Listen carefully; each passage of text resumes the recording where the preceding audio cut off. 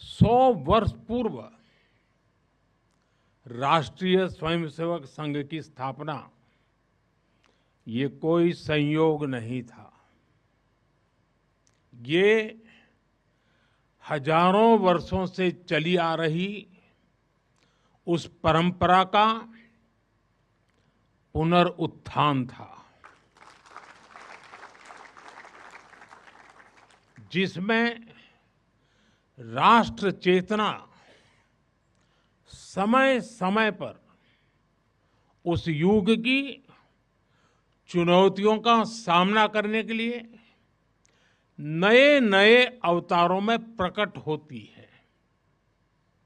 इस युग में संघ उसी अनादि राष्ट्र चेतना का पुण्य अवतार है।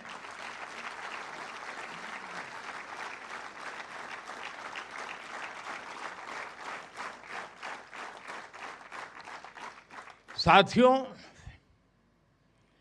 यह हमारी पीढ़ी के स्वयंसेवकों का सौभाग्य है कि हमें संघ के शताब्दी वर्ष जैसा महान अवसर देखने को मिल रहा है। मैं आज इस अवसर पर राष्ट्र सेवा के संकल्प को समर्पित कोटि कोटि स्वयंसेवकों को शुभकामनाएं देता हूं, अभिनंदन करता हूं।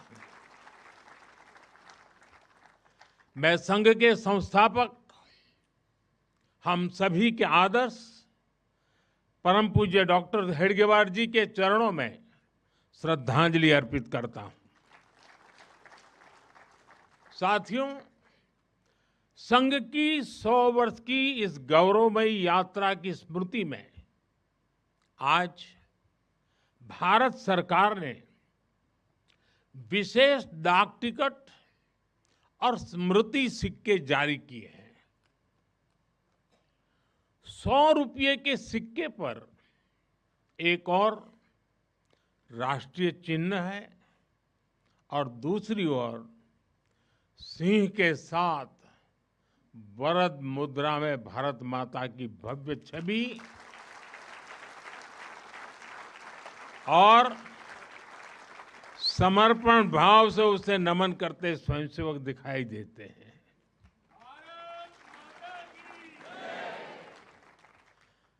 भारतीय मुद्रा पर भारत माता की तस्वीर संभवतः स्वतंत्र भारत के इतिहास में पहली बार ऐसा हुआ है।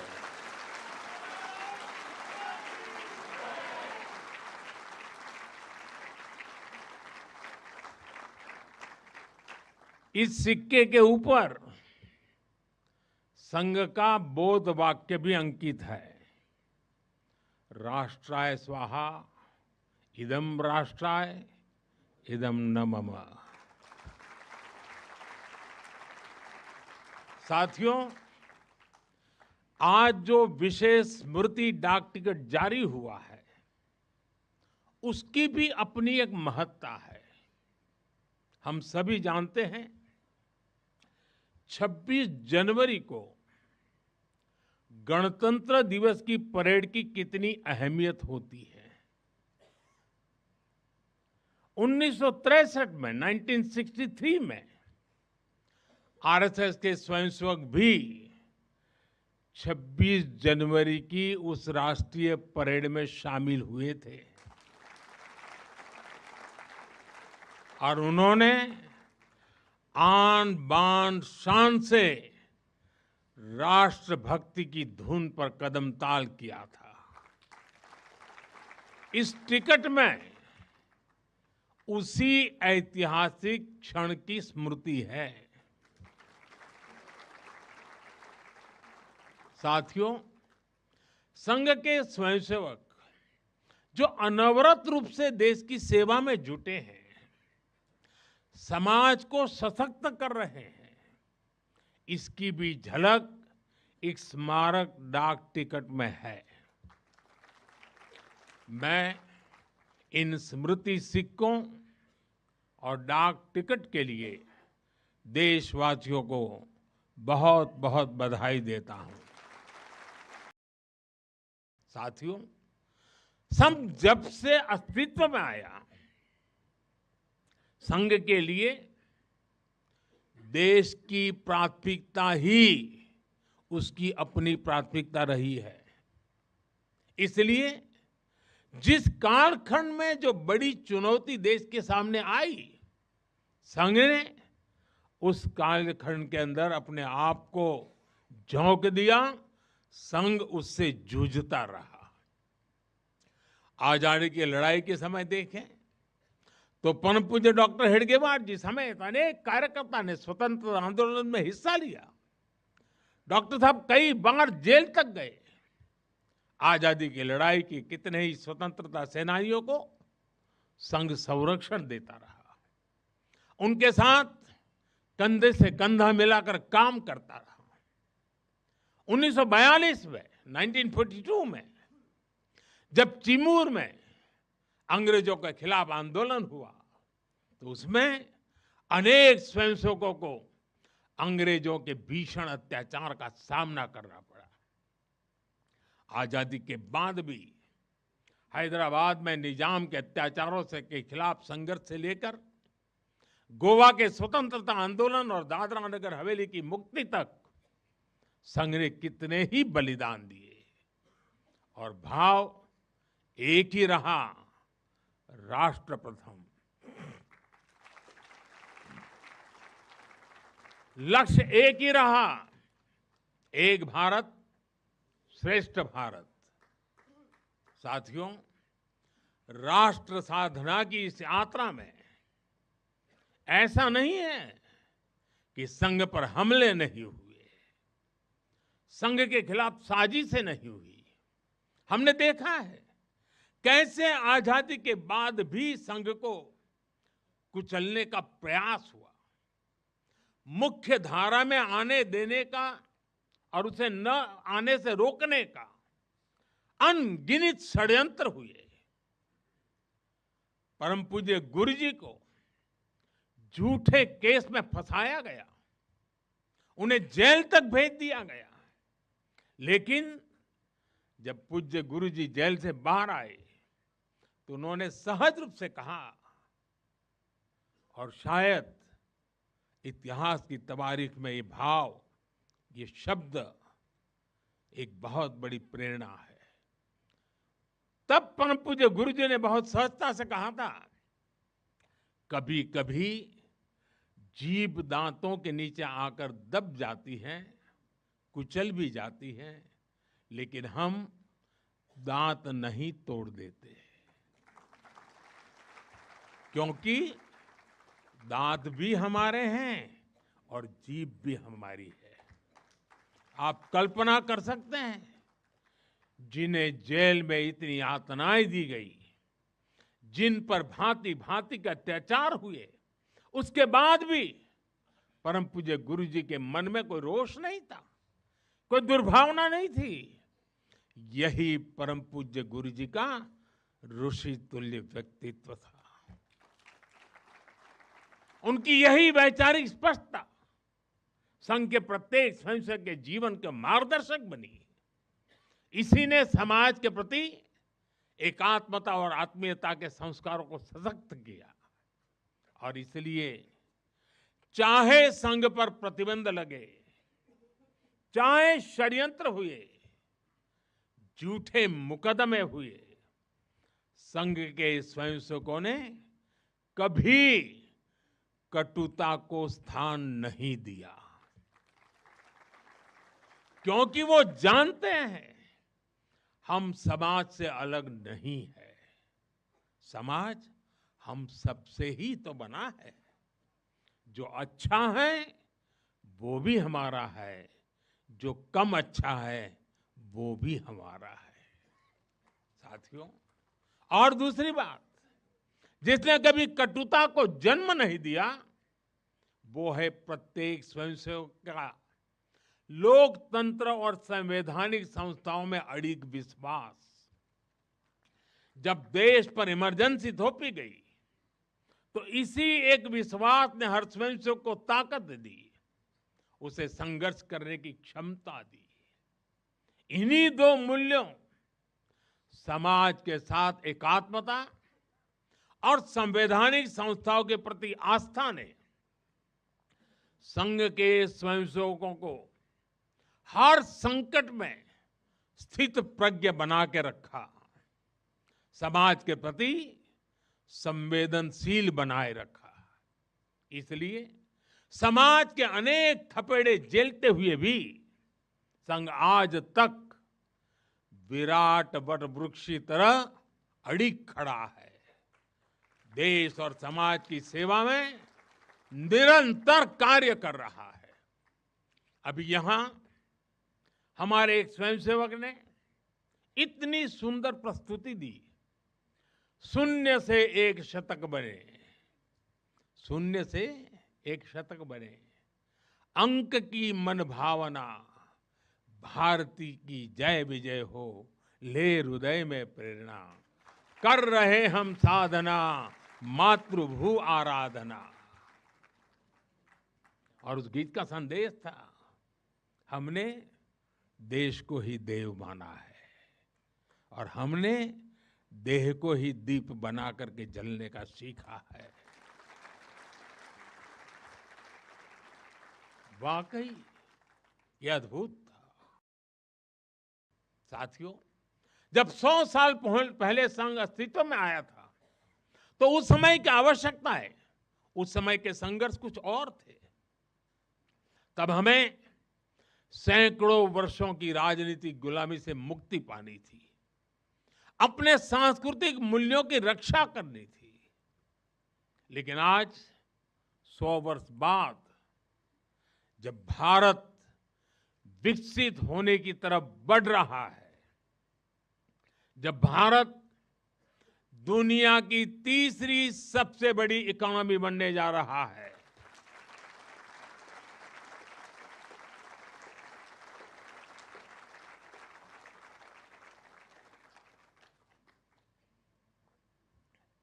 जब देश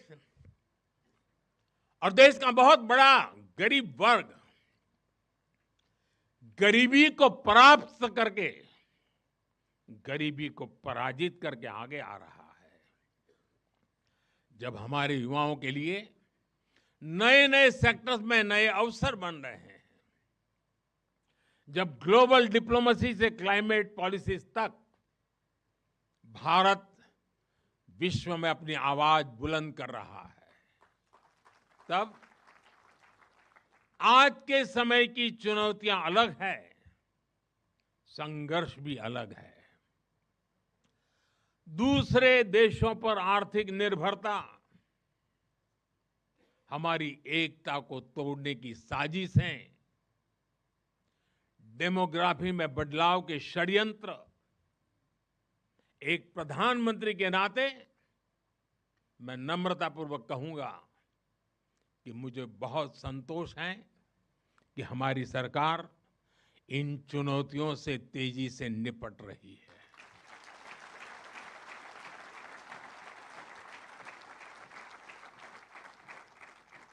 वहीं एक स्वयंसेवक के नाते मुझे ये भी खुशी है कि राष्ट्रीय स्वयंसेवक संघ ने न केवल इन चुनौतियों को पहचान की है, बल्कि इन चुनौतियों से निपटने के लिए ठोस रोड मैप भी बनाया है।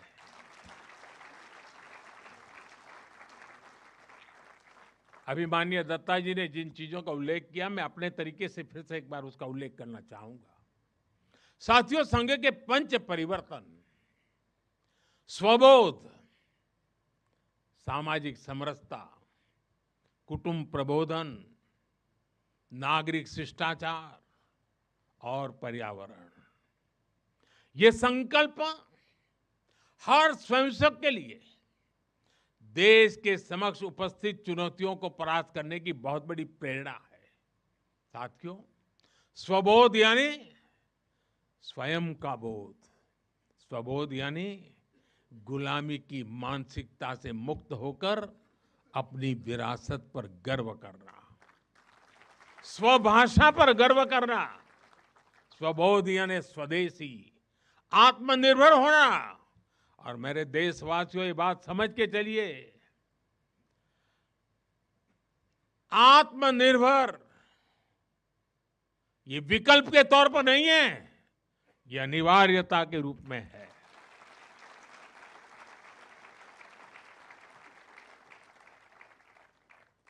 हमें स्वदेशी के अपने मूल मंत्र को समाज का संकल्प बनाना है। हमें वोकल फॉर लोकल के अभियान को उसकी सफलता के लिए वोकल फॉर लोकल ये हमारा निरंतर एक नई ऊर्जा प्रदान करने वाला घोषवाक्य होना चाहिए, प्रयास होना चाहिए। साथियों, संघ ने सामाजिक समरसता को हमेशा अपनी प्राथमिकता बनाए रखा है। सामाजिक समरसता यानी वंचित को वरीयता देकर सामाजिक न्याय की स्थापना करना, देश की एकता को बढ़ाना। आज राष्ट्र के सामने ऐसे संकट खड़े हो रहे हैं जो हमारी एकता, हमारी संस्कृति और हमारी सुरक्षा पर सीधा प्रहार कर रहे हैं। अलगाववादी सोच, क्षेत्रवाद, कभी जाति, कभी भाषा को लेकर विवाद, कभी बाहरी शक्तियों द्वारा भड़काई गई विभाजनकारी प्रवृत्तियां, ये सब अनगिनत चुनौतियां हमारे सामने खड़ी है। भारत की आत्मा हमेशा विविधता में एकता ही रही है। अगर इस सूत्र को तोड़ा गया तो भारत की शक्ति भी कमजोर होगी, और इसलिए हमें इस सूत्र को निरंतर जीना है, उसे मजबूती देनी है। साथियों, सामाजिक समरसता को आज डेमोग्राफी में बदलाव के षड्यंत्र से, घुसपैठियों से भी बड़ी चुनौती मिल रही है। यह हमारी आंतरिक सुरक्षा और भविष्य की शांति से भी जुड़ा हुआ प्रश्न है, और इसलिए मैंने लाल किले से डेमोग्राफी मिशन की घोषणा की है। हमें इस चुनौती से सतर्क रहना है, इसका डटकर मुकाबला करना है। साथियों, कुटुंब प्रबोधन आज समय की मांग है। जो समाज शास्त्र के सदियों से चली आई पंडितों की भाषा है, उनका कहना है, हजारों साल तक भारत के जीवन में जो प्राण शक्ति रही है, उसके अंदर एक कारण उसकी परिवार संस्था है। भारतीय समाज व्यवस्था की सबसे मजबूत इकाई अगर कोई है तो भारतीय समाज में पनपी हुई एक मजबूत परिवार व्यवस्था है। कुटुंब प्रबोधन यानी उस परिवार संस्कृति का पोषण जो भारतीय सभ्यता का आधार है, जो भारतीय संस्कृति से प्रेरित है, जो जड़ों से जुड़े हैं। परिवार के मूल्य, बुजुर्गों का सम्मान, नारी शक्ति का आदर, नौजवानों में संस्कार, अपने परिवार के प्रति दायित्व को निभाना, उसे समझना, उस दिशा में परिवार को, समाज को जागरूक करना बहुत ही आवश्यक है। साथियों, अलग अलग कालखंड में जो भी देश आगे बढ़ा, उसमें नागरिक शिष्टाचार की बहुत बड़ी भूमिका रही है। नागरिक शिष्टाचार अर्थात कर्तव्य की भावना, नागरिक कर्तव्य का बोध हर देशवासी में हो।